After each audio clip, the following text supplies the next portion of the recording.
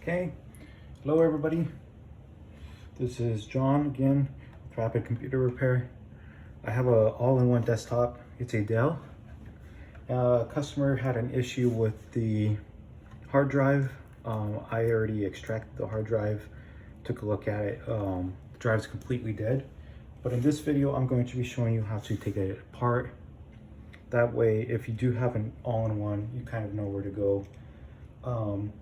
In this specific model, it's a Inspiron 3280, okay? So, first things first, gotta take the base. At least this is how I do it. You can go directly on the bottom and remove the plastic, but I'm just gonna unscrew this to show you.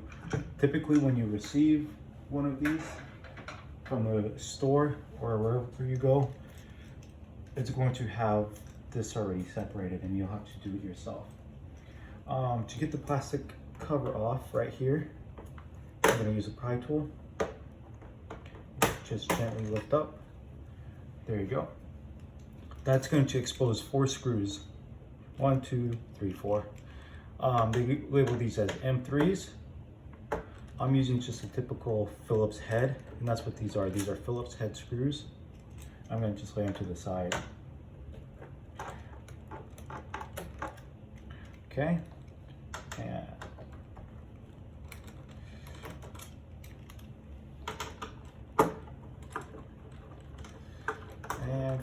okay. So now this should come right off without any issues. Okay. That's its base, or I mean its stand, excuse me. Then I'm just putting that to the side. I'll actually put it right here. Okay, so this all-in-one, it surprisingly isn't too bad to get the case off. All you have to do is pry this up. Now, it's gonna make some noise. You might think it's breaking, but honestly, you're not. This is the only way to do it. So, best way is to grab right here, gently lift up, like that. Again, it's gonna sound like it's breaking, but in all honesty, it's not. It's just hard. You're taking the clips off. And there you go. Okay? So, that's the back cover. Okay, so here's the hard drive.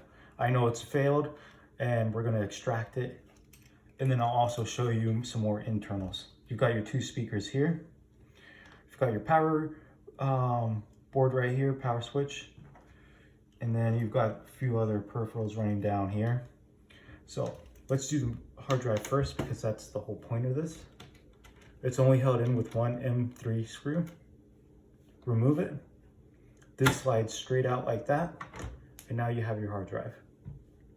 I will be updating this with an SSD later on. As you can see, you have your fan here for your cooling, for the CPU to be exact. I can't remember this model exactly, which I think it's an i3 8th gen.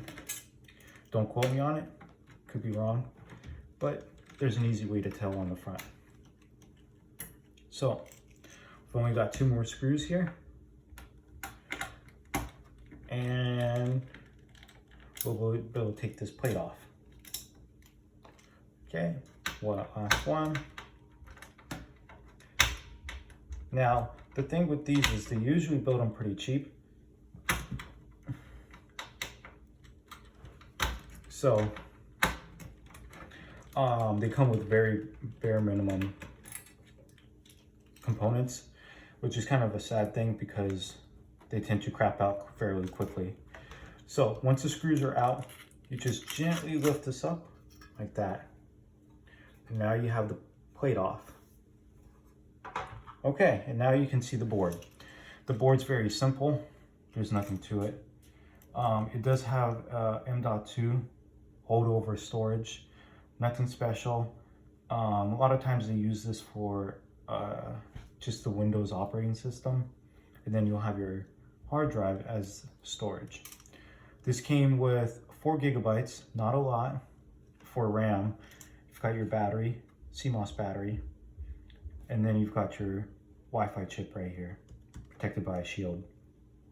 And of course, lastly, you have your CPU. So that's basically it. If you guys want to get into the nitty gritty, you can easily remove the board with these screws held down. They're all Phillips head. And right here is the actual webcam. You push down and a webcam pops up.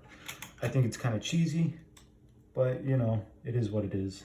It's Dell's version of keeping things simple and hidden. But that's about it.